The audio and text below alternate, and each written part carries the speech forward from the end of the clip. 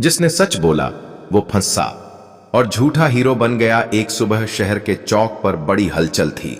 लोग जमा हो रहे थे जैसे कोई बड़ा तमाशा होने वाला हो। बीचों बीच एक ऊंचा मंच था जिस पर नगर के कोतवाल, वकील, हकीम और सबसे ऊपर न्यायाधीश साहब विराजमान थे। बगल में सिपाही खड़ा था और उसके सामने एक आदमी डरा सहमा खड़ा था। उसका नाम था अफजल।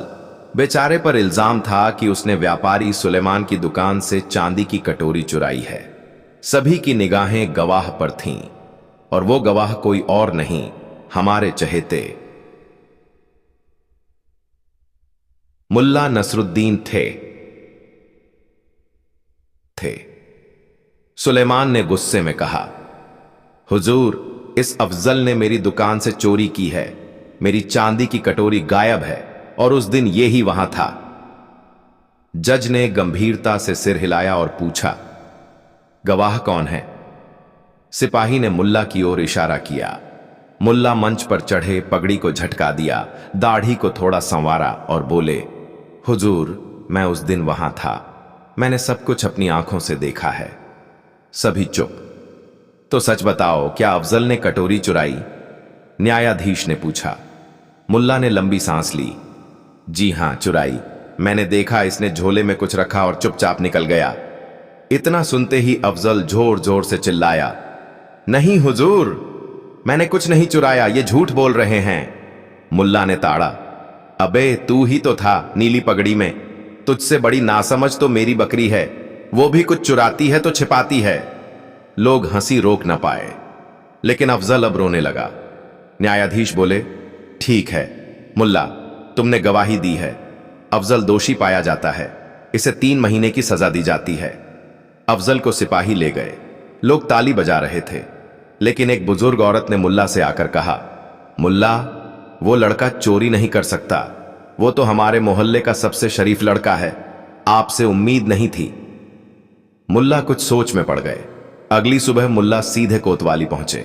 बोले, हुजूर, मुझे कुछ कहना है। क्या? कोतवाल ने पूछा। जिस अफजल पर मैंने गवाही दी, दरअसल मैंने झूठ बोला था। क्या? हां, वो चांदी की कटोरी चुराता हुआ मैंने देखा ही नहीं। बस सुलेमान का हाव भाव देखकर सोचा कि वही होगा, और मैंने सोचा कि अदालत में झूठ बोलने का थोड़ा रोमांच भी मिल जाएगा। कोतवाल चौंका, लेकिन न्यायाधीश के पास ले गया। न्यायाधीश बोले, मुल्ला, तुम्हें पता है झूठी गवाही देने पर सजा हो सकती है? बिल्कुल हुजूर, इसलिए अब सच बोल रहा हूं।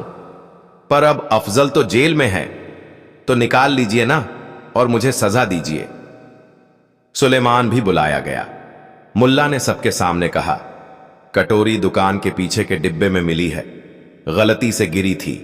अफजल निर्दोष है। अब लोग सन्न। न्यायाधीश बोले, मुल्ला, तुम्हारे खिलाफ कार्यवाही होगी। मुल्ला मुस्कुराए, हुजूर, अगर मैं सच बोलता तो अफजल को बचा ना पाता। अब झूठ बोलकर मैंने उसे फंसाया, फिर एक और झूठ में छिपे सच से उसे छुड़ाया। तो तुमने न्याय व्यवस्था के साथ मजाक किया है? नहीं हुजूर, मैंने आपको आईना दिखाया है। अगर गवाह की बात ही अंतिम मानी जाती है तो जांच की जरूरत क्यों? मेरा पहला झूठ मानकर आपने सजा दे दी, और अब मैं दूसरा झूठ बोल रहा हूं कि मैंने झूठ बोला था। अब बताइए, कौन सा झूठ मानेंगे? पूरा दरबार सन्न। जज ने माथा पकड़ लिया। सुलेमान मुंह छिपाकर निकल गया और मुल्ला मंच से उतरते हुए बोले, झूठ अगर हिम्मत से बोला जाए तो वो हीरो बना देता है, और सच अगर सहम कर बोला जाए तो वो फंसा देता है। अब पूरा शहर गूंज उठा, मुल्ला नसरुद्दीन की जय हो। पर कोतवाल ने रोक लिया। मुल्ला, रुकिए, यह कोर्ट की अवमानना है। आपको गिरफ्तार किया जाएगा। मुल्ला मुस्कुराए, बिल्कुल हुजूर, पर एक शर्त है। क्या?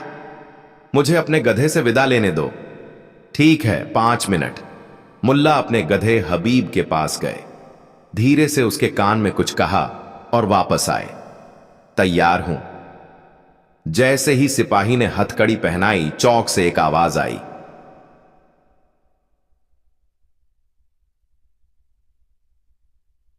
न्यायालय में आग लग गई। सब भागने लगे। मुल्ला झटके से भागे और नजर न आए। कोतवाल चिल्लाया, पकड़ो, भाग गया। लेकिन तब तक मुल्ला अपने गधे पर सवार होकर शहर से बाहर निकल चुके थे। हवा में हाथ हिलाते हुए चिल्लाए,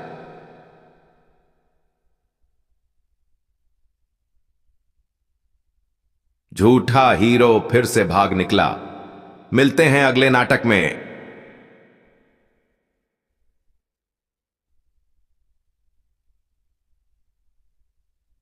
नसरुद्दीन का गधा बना जासूस। जब जानवरों ने अदालत में गवाही दी। मुल्ला नसरुद्दीन अपने गधे हबीब के साथ शहर से भाग चुके थे, लेकिन कोतवाल और सिपाही चैन से बैठने वालों में नहीं थे। पूरा शहर अब दो भागों में बांट चुका था। एक तरफ वो लोग जो मुल्ला की समझदारी के घायल थे, और दूसरी तरफ वो जो उसे न्याय व्यवस्था का अपमान करने वाला कह रहे थे। नगर प्रमुख ने सभा बुलाई। न्यायाधीश ने चिंता जताई, अगर हर गवाह झूठ बोलेगा तो सच्चाई कैसे निकलेगी। सुलेमान ने मौका देख कहा, हुजूर, अब यह मुल्ला पूरे शहर का मजाक बना रहा है, उसे सबक सिखाना होगा।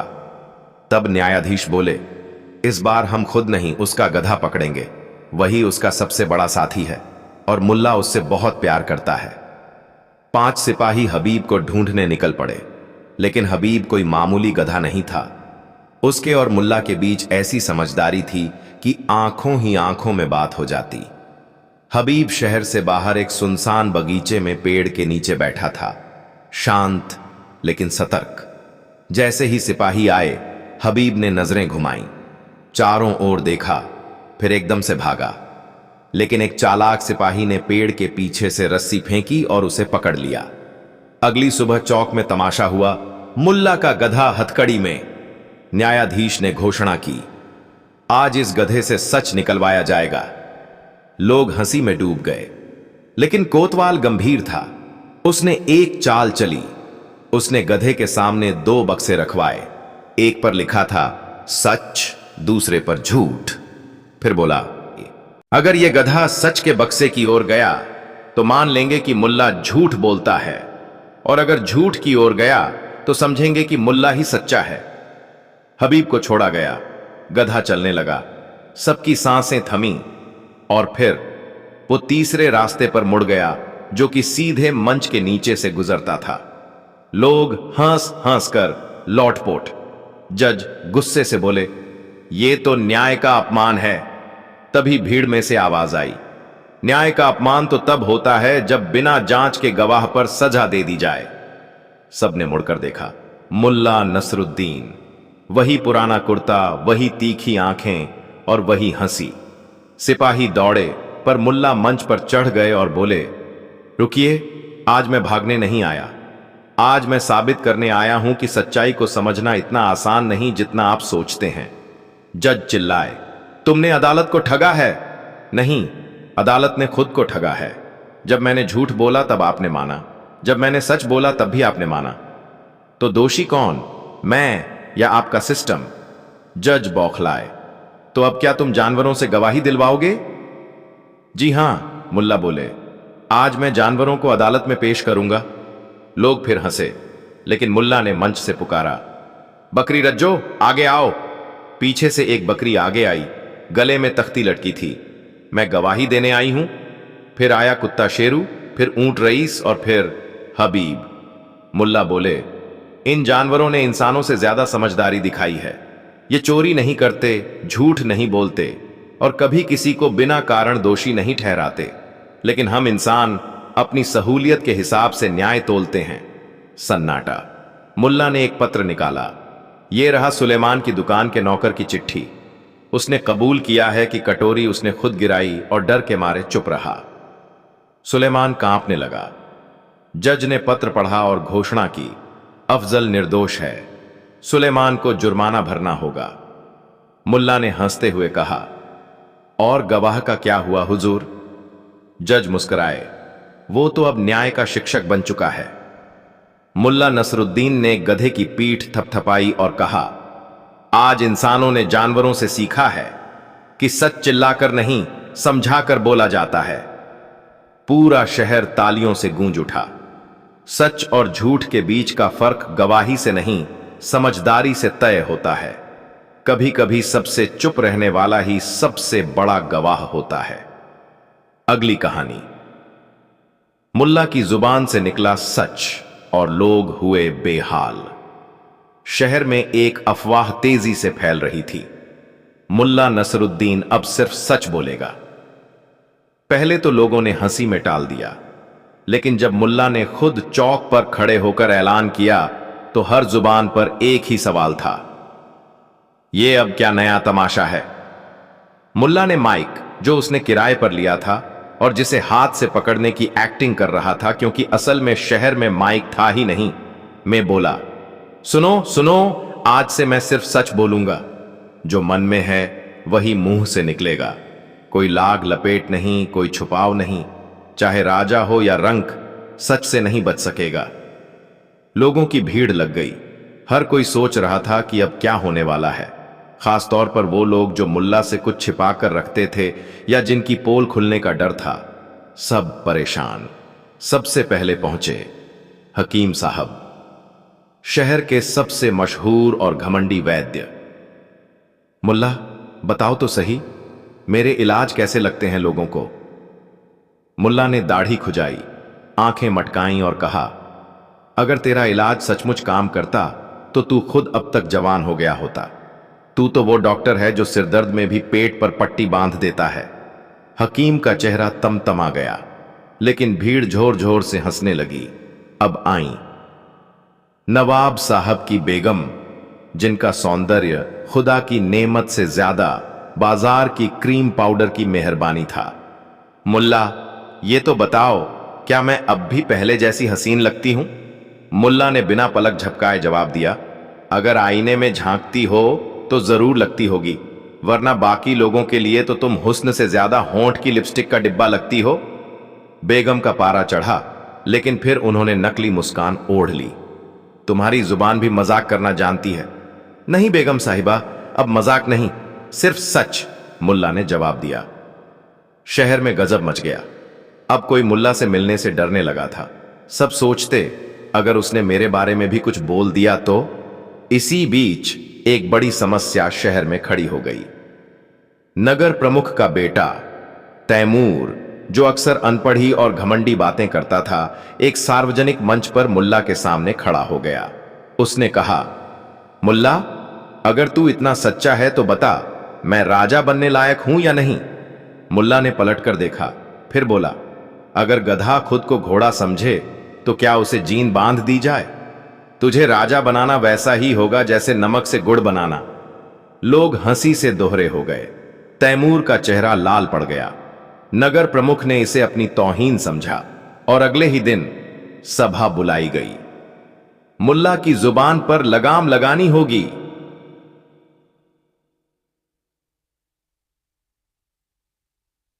सभा में हकीम, बेगम, तैमूर, व्यापारी और शहर के रईस इकट्ठा हुए। निर्णय हुआ, अगर मुल्ला अब भी अपनी बातों से लोगों को अपमानित करता रहेगा तो उसे शहर से निकाला जाएगा।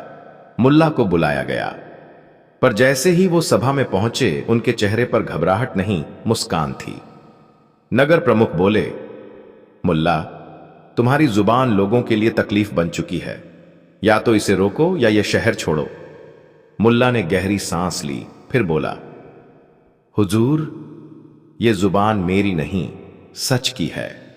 और अगर आप सच से डरते हैं तो आप क्या राजा, आप तो खुद से भी हार चुके हैं। सभा में सन्नाटा छा गया।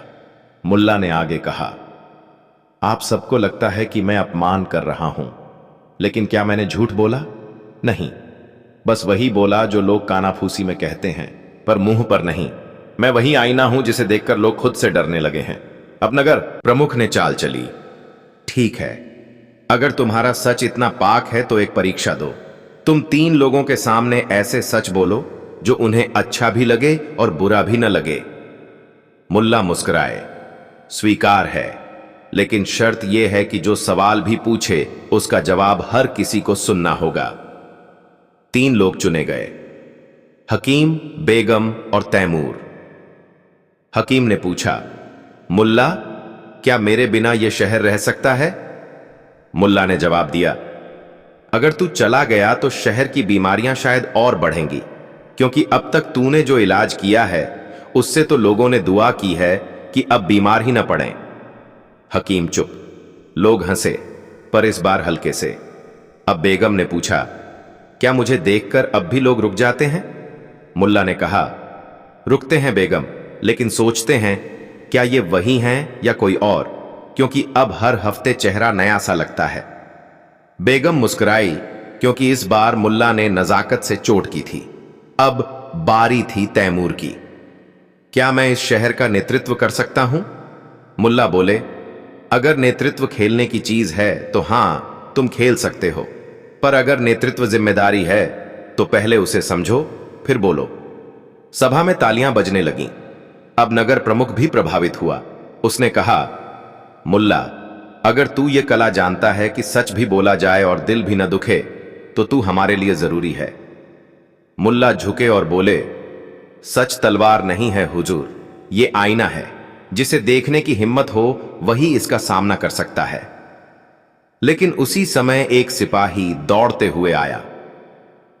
हुजूर, बाजार में एक आदमी ने झूठ बोलकर पूरी दुकान लूट ली और कहा कि उसे मुल्ला ने सिखाया है कि झूठ भी अगर सच की तरह कहा जाए तो पकड़ में नहीं आता। मुल्ला चौंके। कौन है वो? सिपाही बोला, वो तो भाग गया, लेकिन उसने एक पर्चा छोड़ा है। अब मैं भी सच्चाई का सौदागर बनूंगा, मुल्ला का तरीका अपनाकर। नगर प्रमुख चिल्लाया, अब देखो तुम्हारी जुबान के खेल ने क्या गुल खिलाया है। मुल्ला ने मुस्कुराते हुए कहा, अब असली खेल शुरू हुआ है हुजूर। अगर झूठ भी मेरे नाम पर सच बनने लगे तो फिर मैं अकेला नहीं, पूरा शहर बेहाल होगा। जब मुल्ला का नाम लेकर चोर बने संत और शहर को बचाने पड़ा चालाकी से सच शामरे पाका पादिकार जाबा, बाजार के बीचों बीच सन्नाटा था। लोग दबी दबी आवाज में बात कर रहे थे। कहते हैं उस चोर ने सारा सोना लेकर कहा, मुल्ला की तरह बोलो, किसी को शक भी नहीं होगा। कोतवाल की नजरें घूम रही थीं। नगर प्रमुख का चेहरा गुस्से से तमतमा रहा था। सारा दोष एक बार फिर उसी पर डाला जा रहा था, मुल्ला नसरुद्दीन पर। मुल्ला चुपचाप चौक में बैठे थे। उनके सामने की चाय ठंडी हो चुकी थी। उनके गधे हबीब ने भी शायद हवा का रुख भांप लिया था। तभी वह पास खड़े दो सिपाहियों को देख बार बार मुंडी घुमा रहा था। नगर प्रमुख ने बैठक बुलाई। उसने ऐलान किया, अब शहर में कोई भी झूठ अगर मुल्ला शैली में बोला जाएगा तो उसकी जवाबदेही खुद मुल्ला पर होगी, और अगर अगले 7 दिनों में यह चोर नहीं पकड़ा गया तो मुल्ला को शहर छोड़ना होगा। मुल्ला मुस्कुराए, बोले, हुजूर, चोर को पकड़ना मेरा काम नहीं, लेकिन चोर को ढूंढने का तरीका मेरा होगा। और अगर वो चोर वाकई मेरी शैली में बोला है तो उसके झूठ में भी एक सच्चा सुराग छुपा होगा। लोग चौंके। झूठ में सुराग? हां, मुल्ला बोले, हर झूठ जब बेशर्मी से बोला जाए तो उसमें सच्चाई से बड़ी कोई बात छुपी होती है। अगले दिन सुबह सुबह मुल्ला एक नया पर्चा बांटने लगे। सच का प्रशिक्षण शिविर। अब झूठ मत बोलो, मुल्ला से सीखो सच्चाई को झूठ की तरह बोलना।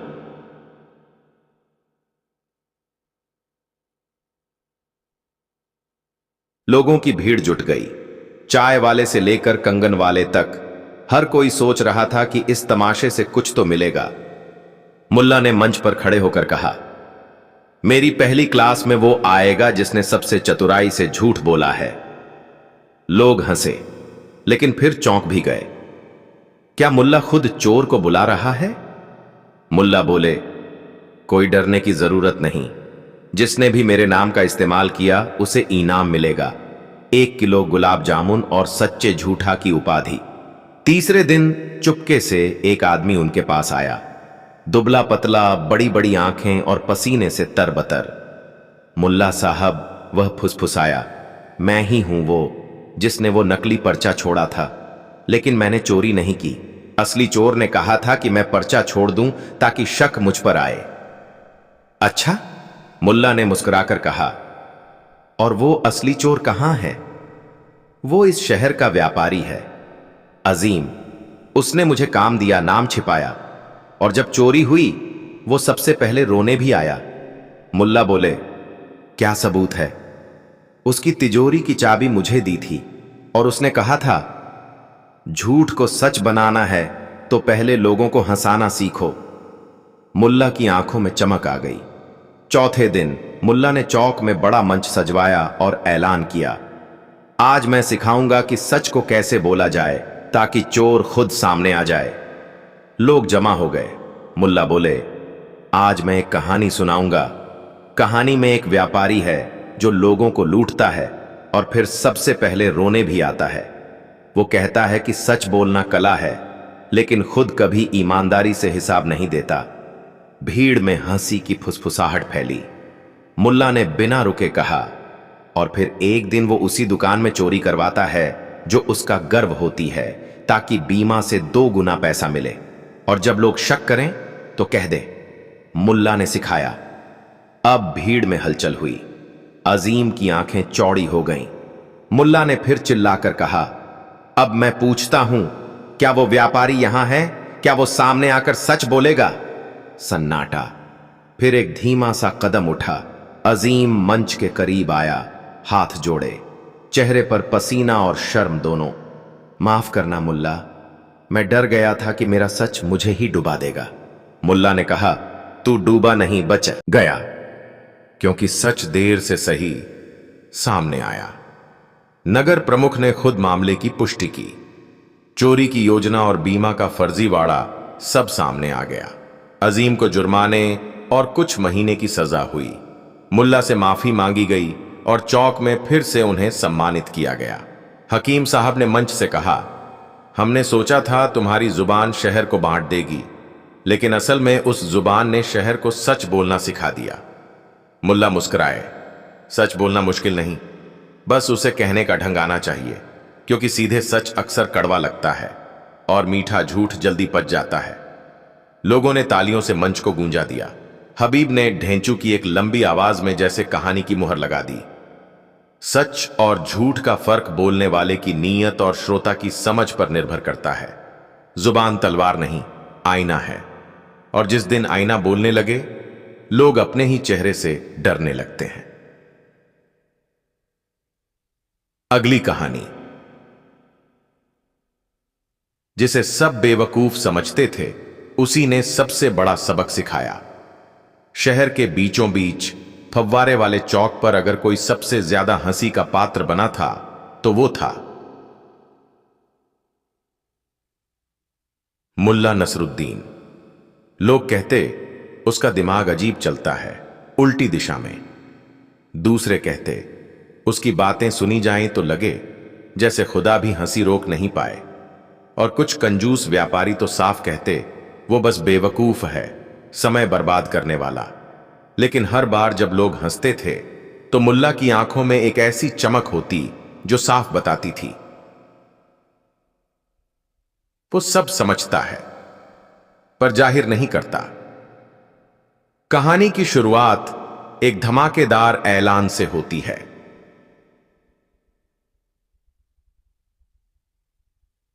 शहर के सबसे अमीर और अहंकारी व्यापारी सैफुद्दीन ने एक चुनौती रखी, जो कोई इस पक्के पत्थर से पानी निकाल दे, उसे मैं अपनी बेटी की शादी और आधी जायदाद दे दूं। पूरा शहर सन्न रह गया। हर विद्वान, वैद्य, फकीर, तांत्रिक और इंजीनियर तक पत्थर को घूरने लगा। कुछ लोग उस पर मंत्र फूंकने लगे, कुछ गर्म पानी डालने लगे, कुछ हथौड़े से पीटने लगे, पर पत्थर ज्यों का त्यों। 3 दिन बीत गए और फिर मंच पर आया मुल्ला नसरुद्दीन। लोगों ने ठहाका मारा, लो भाई, अब ये भी आया अपनी मूर्खता दिखाने। मुल्ला ने चुपचाप उस पत्थर को देखा, फिर बोला, मैं पानी निकाल सकता हूं, लेकिन एक शर्त है। सैफुद्दीन हंसते हुए बोला, हां हां, तू 100 शर्तें रख अगर तू पानी निकाल दे। मुल्ला बोला, मेरी शर्त है, शहर का सबसे बड़ा झूठा आदमी मेरे पीछे खड़ा हो। भीड़ चौंकी, फिर शोर मचा। यह क्या पागलपन है? पत्थर से पानी निकालने का झूठ से क्या रिश्ता? मुल्ला ने कहा, रिश्ता वही है जो सैफुद्दीन के ऐलान और उसकी नीयत के बीच है। लोगों को समझ नहीं आया, लेकिन शर्त मान ली गई। अब सबसे बड़ा झूठा कौन? लोगों की नजरें एक दूसरे पर गईं, लेकिन किसी ने नाम नहीं लिया। तभी मुल्ला ने उंगली उठाकर कहा, मैं बताऊं या आप खुद सामने आओ सैफुद्दीन साहब? सैफुद्दीन का चेहरा तमतमाया। क्या बकवास है ये? मुल्ला ने धीरे से कहा, आपने कहा जो पत्थर से पानी निकाल दे उसे बेटी और आधी जायदाद दे देंगे, और यह बात आपने बीवी, बही खाते और बंद दरवाजे के पीछे कहा है कि ऐसा कोई कर ही नहीं सकता। तो क्या यह चुनौती ही एक झूठ नहीं? भीड़ सन्न। सैफुद्दीन गुस्से में बोला, तू साबित कर, तू सिर्फ बातों का बाजीगर है। मुल्ला ने पत्थर के पास एक कटोरी रखी, पत्थर को घूरा और फिर जोर से कहा, हे पत्थर, अगर तू पानी नहीं देगा तो इस शहर की हर ईंट को झूठा समझूंगा और उस आदमी को भी जिसने तुझे रखा। फिर उन्होंने पत्थर पर झुककर एक नल से चुपके से पानी की बूंदें टपकाईं जो पहले से छुपा था। लोग देखते रह गए। पत्थर से बूंदें गिर रही थीं, तालियां बजने लगीं। सैफुद्दीन बोला, यह धोखा है। मुल्ला बोला, हां, ठीक वैसे ही जैसे आपकी चुनौती थी। एक ढोंग जिसमें नतीजा पहले से तय था। आप चाहते थे कि कोई कोशिश करे, आप हंसे और सब आपकी चालाकी के कायल हो जाएं। मैंने वही किया, झूठ में सच डाला। अब बताइए, मैं मूर्ख हूं या आपने जनता को मूर्ख समझा था? भीड़ अब तालियां नहीं, लाजवाब थी। इसी घटना के बाद पूरे शहर की धारणा बदल गई। अब लोग मुल्ला को बेवकूफ कहने से पहले 2 बार सोचते। लेकिन यही कहानी खत्म नहीं हुई। एक हफ्ते बाद शहर में नई मुसीबत आई। सैफुद्दीन की बेटी गायब हो गई। चिट्ठी मिली, हमने आपकी बेटी को अगवा किया है। अगर चाहते हो कि वह सलामत लौटे तो 10,000 अशरफियां कब्रिस्तान की तीसरी कब्र पर रख देना, और किसी को बताया तो वो वापस नहीं मिलेगी। शहर में खलबली मच गई। सैफुद्दीन ने चुपचाप पुलिस को नहीं, मुल्ला को बुलाया। क्यों? क्योंकि अब वही था जिसे सब बेवकूफ मानते थे, लेकिन जो सचमुच सबसे ज्यादा समझदार निकला था। सैफुद्दीन बोला, मुल्ला, अब बचा सको तो बचाओ। मेरी बेटी मेरी जान है। मुल्ला बोले, पहले बताओ, क्या उस लड़की ने कभी खुद से किसी को शादी के लिए मना किया है? हां, सैफुद्दीन बोला, एक लड़का था, अनवर। मैंने खुद उसे मना किया था और फिर बेटी ने भी कह दिया। मुल्ला ने चाय का घूंट लिया और बोला, तो अगवा करने वाला अनजान नहीं, जान पहचान वाला ही है। और चिट्ठी में एक शब्द है जो असल चोर नहीं लिखता, सलामत लौटे। अगवा करने वाला कोई ऐसा है जो उसे चोट नहीं पहुंचाना चाहता। सैफुद्दीन चौंका। मतलब? मुल्ला ने कहा, मतलब ये कि अगवा हुआ ही नहीं, आपकी बेटी खुद गई है उस अनवर के पास। तुम पागल हो गए हो? बिल्कुल नहीं, बस शाम को कब्रिस्तान चलो, मैं बताता हूं। शाम हुई। मुल्ला, सैफुद्दीन और 2 सिपाही पहुंचे कब्रिस्तान की तीसरी कब्र पर। वहां पहले से एक परछाई खड़ी थी, लड़की। सैफुद्दीन चीखा, माय डॉटर! लड़की डर गई, लेकिन मुल्ला ने हाथ उठाया, डरो मत, सब जानते हैं अब। अनवर झाड़ियों से निकला, हाथ जोड़े। हम भागे नहीं थे, बस डर गए थे। आप मुझसे नफरत करते हैं, इसलिए हमने ये नाटक रचा। सोचा कि फिर सबको झूठ बोलेंगे। मुल्ला ने कहा, यही तो सीखना है। झूठ से चाहे जो हासिल हो वो देर तक नहीं टिकता, लेकिन अगर तुम सच से आते तो शायद आज यहीं खड़े होते, लेकिन डर के नहीं, भरोसे के साथ। सैफुद्दीन का चेहरा कुछ क्षण के लिए कठोर रहा, फिर वह बैठ गया। आंखों में आंसू थे। मुल्ला, मैंने तुम्हें हमेशा हल्के में लिया, पर आज तुमने सबसे बड़ा सबक सिखाया, खुद से, झूठ से और रिश्तों से। मुल्ला मुस्कुराया, हुजूर, जिसे आप बेवकूफ कहते थे, वो सच पूछिए तो सिर्फ दुनिया की चालाकियों से थक चुका था। और जब आदमी थक जाता है तो या तो चुप होता है या बातों से आईना दिखाता है। अचानक सिपाही दौड़ता हुआ आया। मुल्ला, एक और लड़की गायब हो गई है, लेकिन इस बार चिट्ठी में आपका नाम है। उसमें लिखा है। हमने वही तरीका अपनाया जो मुल्ला ने सिखाया था। मुल्ला की आंखें हल्की सिकुड़ गईं। सैफुद्दीन ने पूछा, अब क्या होगा? मुल्ला बोले, अब वो दौर शुरू हो रहा है जब मेरी चालाकी को हथियार की तरह इस्तेमाल किया जाएगा और मुझे उसे तोड़ने के लिए खुद से चालाक बनना होगा। जब झूठ ने पहन लिया सच्चाई का चेहरा और मुल्ला को बनना पड़ा अपने ही दिमाग का दुश्मन। कब्रिस्तान में मिले उस रहस्यमयी खत के बाद मुल्ला नसरुद्दीन की आंखों की चमक बदल गई थी। जहां पहले मजाक और चुटकी थी, वहां अब संजीदगी और सन्नाटा था। लोगों ने पहली बार मुल्ला को चुप देखा। शहर में अफवाह फैल चुकी थी। इस बार मामला सीधा मुल्ला से जुड़ा है। शहर के कोतवाल ने भी तुरंत मुल्ला को तलब किया। मुल्ला, कोतवाल बोला, इस बार मजाक नहीं है। अगवा करने वाले ने खत में लिखा है कि जो दिमाग मुल्ला का है अब वही हमारे पास है। इसका क्या मतलब है? मुल्ला मुस्कुराया नहीं, सिर झुकाया और बोला, इसका मतलब साफ है, किसी ने मेरी पुरानी चालाकियों को हथियार बना लिया है। मेरे ही तौर तरीकों को मेरे ही खिलाफ घुमा दिया गया है। कोतवाल घबरा गया। तो अब क्या करें? अगली लड़की का नाम क्या है? मुल्ला बोला, न नाम दिया गया न मांगा गया।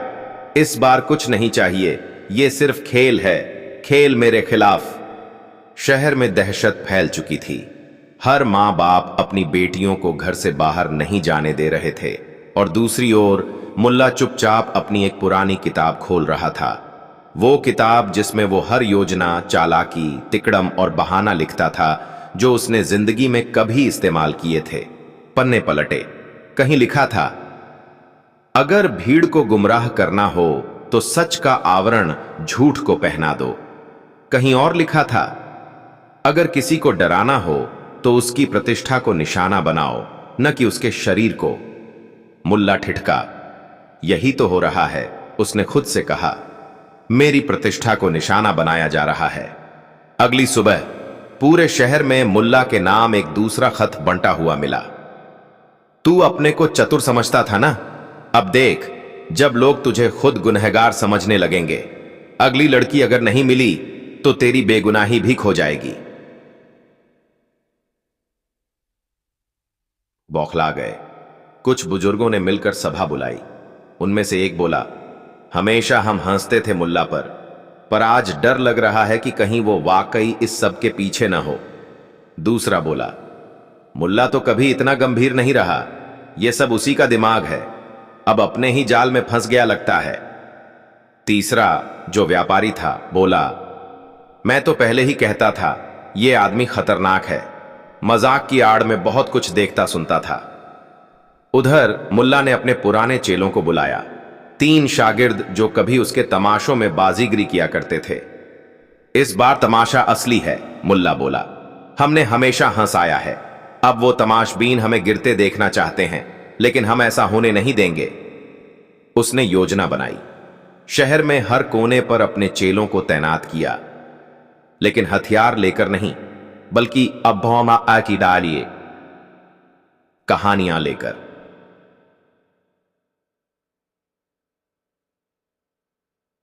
मुल्ला ने तय किया, इस बार झूठ को तोड़ने के लिए मैं खुद एक झूठ रचूंगा, पर ऐसा झूठ जो सच को सामने लाए।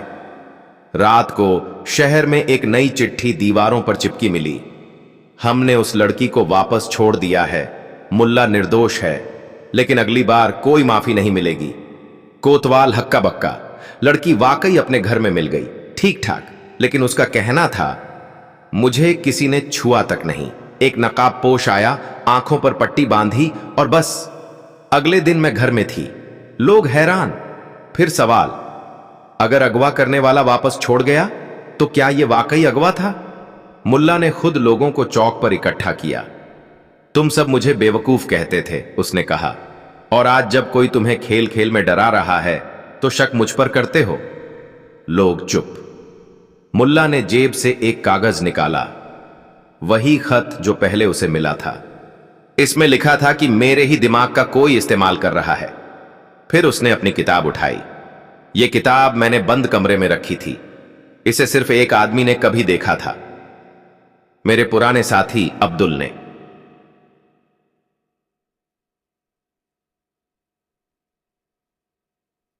लोगों में खलबली मच गई। अब्दुल? वो तो शहर छोड़ गया था साल भर पहले।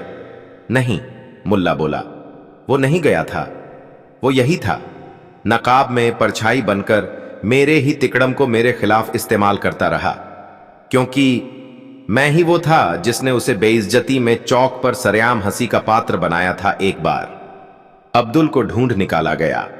वो भेष बदलकर एक मदरसे में मौलवी बन गया था। जब उसे पकड़ा गया उसने कबूल किया, हां मैंने किया। मैं देखना चाहता था कि एक झूठ अगर सच्चाई जैसा लगे तो लोग कैसे पागल हो जाते हैं। लोगों ने उसे कोसा, कुछ ने माफी मांगी मुल्ला से। मुल्ला फिर चौक पर खड़ा हुआ, वही जहां लोग पहले उसे बेवकूफ समझते थे। सच को झूठ बनाने के लिए सिर्फ एक शक्ल चाहिए होता है, और झूठ को सच बनाने के लिए बस एक डर। लेकिन अगर दोनों से ऊपर कुछ होता है तो वो है समझ, और वही मेरी सबसे बड़ी पूंजी है। भीड़ में सन्नाटा था, कोई अब हंस नहीं रहा था, सब सोच रहे थे।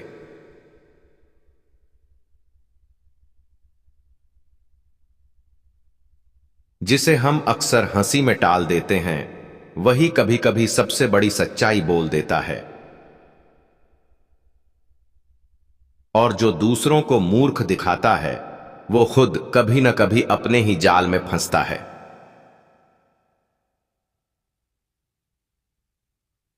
अगली कहानी। जिस दुकान पर कोई नहीं जाता था, वहीं से चला शहर का सबसे बड़ा हंगामा। शहर के एक किनारे पर थी एक पुरानी जर्जर सी दुकान, धूल से ढकी, मकड़ियों के जाले से सजी, और इतनी चुपचाप कि राह चलते लोग समझते ये कभी की बंद हो चुकी होगी। लेकिन दरवाजा हर सुबह खुलता था, और अंदर बैठा होता था एक जाना पहचाना चेहरा, मुल्ला नसरुद्दीन। अरे मुल्ला, ये क्या मजाक है, तुमने दुकान खोल ली? दुकान नहीं, दिखावा है, मुल्ला जवाब देता। असल चीज तो अंदर है। लोग हंसते हुए निकल जाते। इसकी बातें ही दुकान से ज्यादा बिकती हैं। दरअसल दुकान का नाम था बेवकूफों के लिए सलाह, और नीचे लिखा था, हर सवाल का जवाब है, लेकिन जवाब ऐसा होगा कि तुम्हें खुद पर शक हो जाएगा। किसी की हिम्मत नहीं होती अंदर जाने की। एक दिन एक आदमी आया, नाम था सईद। नई नई नौकरी मिली थी, बैंक में क्लर्क था। हर किसी से सलाह लेता था, लेकिन संतुष्ट नहीं होता। अरे भाई, तू मुल्ला की दुकान क्यों नहीं चला जाता? उसके दोस्त ने ताना मारा। सईद ने कहा, ठीक है, देखता हूं क्या बकता है वो। अगर कोई काम की बात बोली तो मान जाऊंगा। वो गया। अंदर घुसते ही अजीब सा माहौल, दीवार पर लिखे अजीब वाक्य, अगर जवाब मिल जाए तो सवाल मत दोहराना। यहां बहस नहीं होती, बस बातें होती हैं जो दिमाग को उलझा देती हैं। मुल्ला पीतल के ग्लास में चाय पी रहा था। बोले, कहो क्लर्क साहब, कागज के पीछे दौड़ने वाले, क्या चाहिए? सईद हक्का बक्का, मुझे कैसे पता चला तुम्हें कि मैं बैंक में हूं? जिसके माथे पर चिंता की लकीर हो और जेब में मुंह फुला हो, वो या तो प्रेमी होता है या बैंक क्लर्क। सईद मुस्कुराया, बोला, मैं सोचता हूं कि क्या मैं सही कर रहा हूं अपनी जिंदगी के साथ, कोई मकसद समझ नहीं आता। मुल्ला बोला, क्या कभी किसी तीर ने सोचा है कि उसकी मंजिल क्या है? नहीं, वो बस चलता है और कोई न कोई उसे निशाना बना ही देता है। सईद गहरी सोच में डूबा। इसी तरह हर दिन कोई न कोई आता, कोई पत्नी से परेशान, कोई दुकान से, कोई जिंदगी से। मुल्ला हर किसी को उलझा देता अपने जवाबों से, और लोग बाहर निकलते तो कुछ नहीं समझ आता, लेकिन चेहरा हल्का होता। धीरे धीरे दुकान की ख्याति फैल गई। वो दुकान नहीं, मानसिक अस्पताल है, लेकिन बिना दवा के इलाज करता है। इसी बीच शहर में आया एक नया दरोगा। नाम था फजल अहमद। उसे यह दुकान खटकने लगी। क्या है ये जगह? न कोई खरीद फरोख्त, न रसीद, फिर भी भीड़। एक दिन भेष बदलकर खुद पहुंचा। सलाम मुल्ला साहब, मैं एक व्यापारी हूं, जिंदगी उलझ गई है, सलाह चाहिए। मुल्ला मुस्कुराया। तुम व्यापारी नहीं लगते, बल्कि कोई ऐसा लगते हो जो रोज झूठ बोलने की ट्रेनिंग लेता हो। सरकारी मुलाजिम? दरोगा चौंका। अगर तुम वाकई उलझे हो तो पहले यह बताओ कि किसके लिए उलझे हो, खुद के लिए या दूसरों को उलझाने के लिए? अब दरोगा को गुस्सा आया। बोला, मुल्ला, मैं असली दरोगा हूं और मैं ये जांचने आया हूं कि यह दुकान असल में चलती कैसे है। मुल्ला बोला, दुकान तो दिमाग से चलती है, लेकिन तुम उसे हथकड़ी से नापना चाहते हो। दरोगा ने दुकान बंद कराने की धमकी दी। तुमने व्यापार का कोई लाइसेंस नहीं लिया है, न कोई बिक्री हो रही है, न टैक्स जमा हो रहा है। यह सब क्या तमाशा है? मुल्ला बोला, यहां जो बिकता है वो न मापा जाता है न तौला। जो लेता है वो अपने दिमाग की जेब में रख लेता है। तुम्हारे कानून की पहुंच उसके अंदर नहीं है। दरोगा भड़क गया। उसने अगले ही दिन दुकान पर ताला लगवा दिया। लोग हैरान, कुछ ने विरोध किया, कुछ चुप रहे। लेकिन असली तमाशा तब शुरू हुआ जिस दिन दुकान बंद हुई। उस दिन से शहर में अजीब घटनाएं होने लगीं। पहले बेकरी वाले का आटा गायब हो गया, फिर सुनार की दुकान में सोने की जगह सिर्फ मिट्टी मिली, और सबसे अजीब, दरोगा साहब के घर की छत पर हर रात एक पत्थर गिरता। शहर में खलबली। लोग कहने लगे, मुल्ला की दुकान बंद कराना भारी पड़ा, वो तो कोई जादूगर निकला। मुल्ला ने कुछ नहीं कहा। वो अपने घर में बैठा चुपचाप चाय पीता। तीसरे दिन खुद दरोगा दुकान पर गया। देखा, ताले पर ताजा फूलों की माला चढ़ी है। एक बूढ़ी औरत आई और ताले पर माथा टिका दिया। मुझे यहां से जवाब मिलता था, अब कुछ समझ नहीं आता। दरोगा को अपनी गलती का एहसास हुआ। वो सीधे मुल्ला के घर गया। बोला, माफ करना, मैंने तुच्छ नियमों में तुम्हारी दुकान को बांधने की कोशिश की, लेकिन अब मैं मानता हूं कि कुछ दुकानें सामान नहीं बेचती बल्कि सोच बेचती हैं, और उसकी कोई रसीद नहीं होती। मुल्ला बोला, और सोच जब बंद हो जाए तो समाज पत्थर फेंकता है, जैसे तुम्हारे घर की छत पर हुआ। दरोगा हंस पड़ा। वो तुमने कराया था? मैंने नहीं, तुम्हारे अपने डर ने किया। दुकान फिर से खुली। इस बार नाम बदला गया। अंदर जो आएगा वो सवाल ले जाएगा, जवाब नहीं। और उस दिन से सबसे बड़ी लाइन वहीं लगने लगी जहां पहले कोई जाना नहीं चाहता था। जिस दिन सवालों ने जवाब देना शुरू किया, मुल्ला ने सबको चुप करा दिया। शहर की सबसे अनोखी दुकान। अंदर जो आएगा वो सवाल ले जाएगा, जवाब नहीं। अब लोगों के लिए रहस्य नहीं बल्कि जरूरत बन चुकी थी। पहले जो हंसते थे अब सुबह सवेरे लाइन में लगते थे। लाला नसरुद्दीन की दुकान कोई आम दुकान नहीं रह गई थी। यह शहर की बौद्धिक राजधानी बन चुकी थी। हर दिन वहां अजीब अजीब लोग आते। कोई प्रेम में पागल, कोई अपनी दुकान डूब जाने से परेशान, कोई अपने बेटे के बिगड़ने से चिंतित। लेकिन सब एक बात जानते थे, मुल्ला से जवाब नहीं मिलेगा, सवाल मिलेगा। ऐसा सवाल जो जवाब से बड़ा हो। एक दिन शहर का सबसे बड़ा जमींदार हकीम मियां आया। उम्र 70 के पार, लेकिन अहंकार जवानों जैसा। सैकड़ों बीघा जमीन, शहर के आधे लोग उनके किराएदार। हकीम मियां दुकान में दाखिल हुए, भारी आवाज में बोले, मुल्ला, सुना है तू अब दार्शनिक बन गया है। मुल्ला मुस्कुराया, नहीं, मैं तो सिर्फ आईना हूं। जो सामने आता है खुद को देखता है, भले ही न माने। हकीम मियां हंसे, बहुत खूब, तो फिर आज तुझे मैं एक सवाल देने आया हूं। जवाब नहीं मांगता, सवाल ही दे। मुल्ला ने गहरी नजर से देखा। तो सुनो, अगर तुम्हारे पास सब कुछ है तो तुम आए क्यों? हकीम मियां पहली बार चुप। कुछ पल बाद बोले, क्योंकि सब कुछ होते हुए भी मेरी रातों की नींद उड़ गई है। क्यों उड़ गई? क्योंकि मेरा सबसे भरोसेमंद मुंशी भाग गया और जाते जाते मेरी जमीन के असली कागज भी ले गया। तो क्या अब तुम उसे पकड़ना चाहते हो? नहीं, हकीम बोले, मैं उससे बदला नहीं लेना चाहता। मैं जानना चाहता हूं कि मैं उस पर इतना भरोसा कैसे कर बैठा।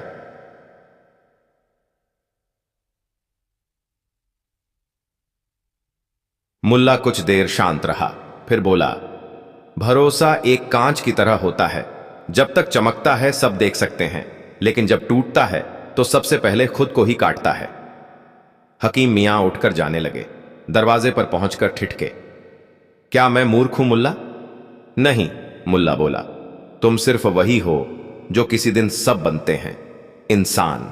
और इंसान वही सीखता है जो उसे चोट देता है। हकीम मियां सिर झुकाकर निकल गए, लेकिन उस दिन के बाद पहली बार उन्होंने अपने नौकरों को साथ बिठाकर खाना खाया और अगली सुबह उन्होंने अपने गरीब किराएदारों के किराए आधे कर दिए। इस घटना के कुछ ही दिनों बाद दुकान पर आया एक नन्हा बच्चा, 8 साल का। नाम था सुहेल। चेहरा मासूम, लेकिन आंखों में गजब की गंभीरता। मुल्ला ने पूछा, तुम यहां क्यों आए हो बेटे? सुहेल बोला, मुझे मम्मी ने मारा क्योंकि मैंने कहा पापा अब कभी नहीं लौटेंगे। मुल्ला चौंका, तुम्हें कैसे पता? क्योंकि मैंने सुना दादी कह रही थी अब वो कभी नहीं आएंगे, और मैंने सोच लिया वो मर गए होंगे। मुल्ला मुस्कुराया, फिर बोला, पापा कभी मरते नहीं बेटा, वे सपनों में जिंदा रहते हैं। अगर तू सोते समय पापा को याद करे तो वो तुझसे मिलेंगे, और जब तक वो तुझसे मिलने आते रहेंगे तब तक वो जिंदा हैं। बच्चे की आंखों में चमक आ गई। उसने हाथ जोड़कर कहा, तुम दुकान वाले नहीं हो, तुम सपना बेचते हो। मुल्ला हंसा, और तुम वही हो जो सबसे सच्चे खरीदार हो। धीरे धीरे यह दुकान एक तीर्थ जैसा बन गई, जहां तर्क और भावना दोनों संतुलित चलते। लोग यहां सवाल पूछने नहीं, खुद को खोजने आते। एक दिन वही दरोगा फजल अहमद फिर से आया, लेकिन इस बार खाकी वर्दी में नहीं, सफेद कुर्ते में। उसने चुपचाप एक पुराना लिफाफा निकाला। उसमें उसकी बेटी की तस्वीर थी जो पिछले साल लापता हो गई थी। आज तक कोई सुराग नहीं। उसने मुल्ला से कहा, मैं अब उम्मीद नहीं रखता, बस जानना चाहता हूं मैंने क्या गलत किया। मुल्ला ने तस्वीर देखी, फिर पूछा, क्या तुमने कभी उससे सीधे पूछा था कि वो क्या चाहती है? दरोगा चुप। पिता कभी भगवान बनकर बेटियों से उम्मीदें न रखें, उन्हें इंसान समझें। जब वो उड़ना चाहती है तो तुम उसे जमीन से बांधते हो, और फिर जब वो उड़ जाए तो हैरान होते हो क्यों गई। दरोगा की आंखें भर आईं। महीनों बीत गए। दुकान की दीवारों पर अब लोग अपने सवालों की चिट्ठियां चिपकाने लगे थे। एक पक्की रस्म बन गई। हर आने वाला अपना सवाल दीवार पर छोड़ता और किसी न किसी और का सवाल पढ़ता। और फिर आया वो दिन जब मुल्ला नसरुद्दीन की दुकान बंद मिली। दरवाजा खुला, सामान वैसा ही रखा, चाय की प्याली, कुर्सी, मेज, सब जस का तस। लेकिन मुल्ला नहीं था। दीवार पर एक कागज टंगा था, जब सवाल तुम्हारे हो जाएं तो जवाब की जरूरत नहीं रहती। मैंने सिर्फ इतना किया, तुम्हें अपने ही सवालों से मिलवाया। लोग स्तब्ध। कुछ देर सन्नाटा रहा, फिर एक बच्चे ने धीरे से दुकान के अंदर कदम रखा, कुर्सी खींची और बोला, कौन है जिसका सवाल आज भी जवाब चाहता है? भीड़ फिर से बढ़ने लगी। दुकान फिर खुल गई, लेकिन इस बार बिना मुल्ला के। कभी कभी सबसे सच्ची दुकान वो होती है जहां कुछ भी नहीं बिकता, लेकिन जहां से हर कोई कुछ लेकर लौटता है। एक सुबह शहर के चौक पर बड़ी हलचल थी। लोग जमा हो रहे थे जैसे कोई बड़ा तमाशा होने वाला हो। बीचों बीच एक ऊंचा मंच था, जिस पर नगर के कोतवाल, वकील, हकीम और सबसे ऊपर न्यायाधीश साहब विराजमान थे। बगल में सिपाही खड़ा था और उसके सामने एक आदमी डरा सहमा खड़ा था। उसका नाम था अफजल। बेचारे पर इल्जाम था कि उसने व्यापारी सुलेमान की दुकान से चांदी की कटोरी चुराई है। सभी की निगाहें गवाह पर थीं और वो गवाह कोई और नहीं, हमारे चहेते मुल्ला नसरुद्दीन थे। सुलेमान ने गुस्से में कहा, हुजूर, इस अफजल ने मेरी दुकान से चोरी की है। मेरी चांदी की कटोरी गायब है और उस दिन ये ही वहां था। जज ने गंभीरता से सिर हिलाया और पूछा, गवाह कौन है? सिपाही ने मुल्ला की ओर इशारा किया। मुल्ला मंच पर चढ़े, पगड़ी को झटका दिया, दाढ़ी को थोड़ा संवारा और बोले, हुजूर, मैं उस दिन वहां था। मैंने सब कुछ अपनी आंखों से देखा है। सभी चुप। तो सच बताओ, क्या अफजल ने कटोरी चुराई? न्यायाधीश ने पूछा। मुल्ला ने लंबी सांस ली। जी हां, चुराई।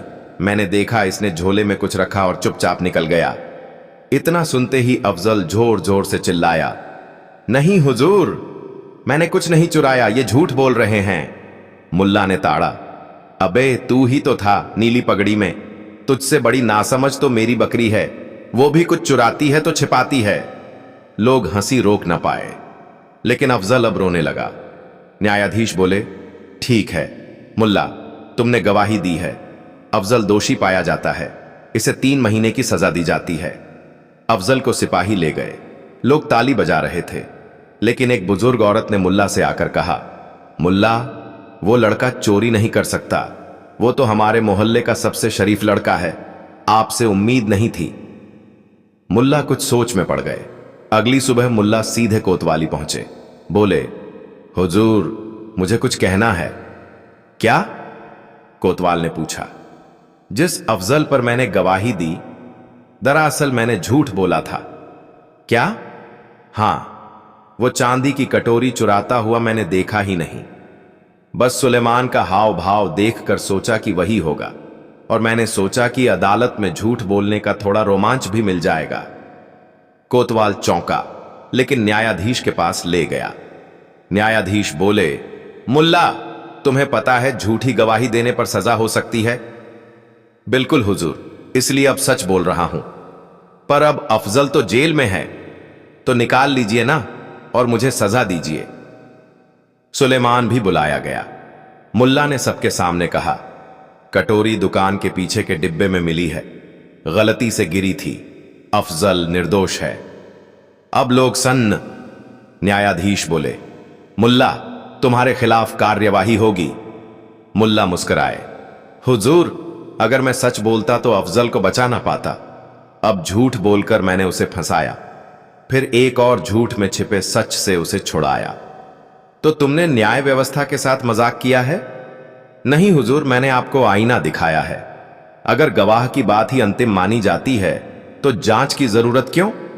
मेरा पहला झूठ मानकर आपने सजा दे दी, और अब मैं दूसरा झूठ बोल रहा हूं कि मैंने झूठ बोला था। अब बताइए, कौन सा झूठ मानेंगे? पूरा दरबार सन्न। जज ने माथा पकड़ लिया। सुलेमान मुंह छिपाकर निकल गया और मुल्ला मंच से उतरते हुए बोले, झूठ अगर हिम्मत से बोला जाए तो वो हीरो बना देता है, और सच अगर सहम कर बोला जाए तो वो फंसा देता है। अब पूरा शहर गूंज उठा, मुल्ला नसरुद्दीन की जय हो। पर कोतवाल ने रोक लिया। मुल्ला, रुकिए, यह कोर्ट की अवमानना है। आपको गिरफ्तार किया जाएगा। मुल्ला मुस्कुराए, बिल्कुल हुजूर, पर एक शर्त है। क्या? मुझे अपने गधे से विदा लेने दो। ठीक है, 5 मिनट। मुल्ला अपने गधे हबीब के पास गए, धीरे से उसके कान में कुछ कहा और वापस आए। तैयार हूं। जैसे ही सिपाही ने हथकड़ी पहनाई, चौक से एक आवाज आई,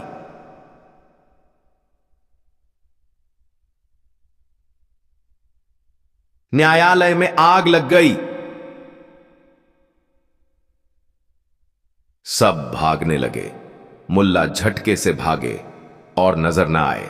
कोतवाल चिल्लाया, पकड़ो, भाग गया। लेकिन तब तक मुल्ला अपने गधे पर सवार होकर शहर से बाहर निकल चुके थे। हवा में हाथ हिलाते हुए चिल्लाए,